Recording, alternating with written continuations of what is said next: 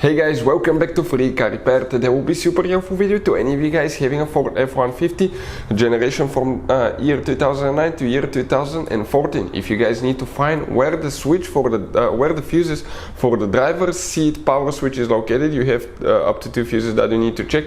Stay with us, we'll explain where each one of those is located, where you can buy cheap fuses from, and why it's always a good idea to test fuses. All that will be covered today. Before we start, let me tell you a little bit about us, guys. On this channel you will find all the fuse videos on Ford F-150. We're going to make video for every single fuse, so if you're on the road, stuck in the middle of somewhere, you need to find a specific fuse, you can just come to the channel, search for it, find it in less than, let's say, 30 seconds. You don't even need to pull your manual out of the glove box, and most of the times you will be even missing this one. Something else, guys, we take cars here at the garage and we take them completely apart. We fix engines, transmissions, bodywork. We show you how to fix pretty much anything. And the mechanical work, guys, okay, electric codes and things like that can be found on our main YouTube channels.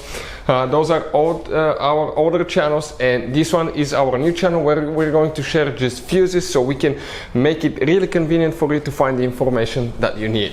Now, if you need to buy replacement fuses, relays for your Ford F-150, because those can be really expensive at the parts store or the dealership, check out the link in the description of the video below. That's where we get all our tool supplies from, and you can get them at a really good price and quick shipping as well. So let's continue. So, specifically we'll demonstrate on 2012 Ford F-150 that we have here, but even if you have a different year, that generation video will work as well. You guys have 2 fuse boxes. One will be located right under the hood on your Ford F-150 above the radiator. We don't need this one, we'll be working the one that's inside, guys. Now, there is another video that we made about the driver power seat fuse, but this is just for the switch. So that fuse box will be located under the glove box on the right side, and once you open it, that fuse box will look like that. So by showing it that way, you can clearly, guys, see all the fuses. Otherwise it's almost impossible to get the camera in there. So before we start checking the 2 fuses for the driver seat switch, let's explain, guys, okay, why it's always a good idea to test fuses and relays.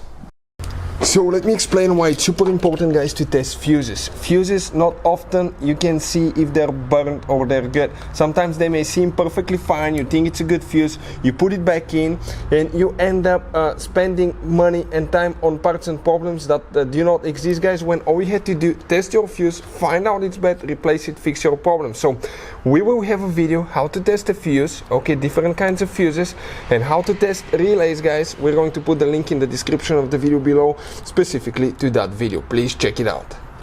So which fuses we need to check, guys? If you come right here in the very left row right here, from top to bottom, even if you have a missing fuse, you count the space. You have 1, 2, 3, 4, 5, that 20 amp fuse. You need to check that fuse, guys, right here.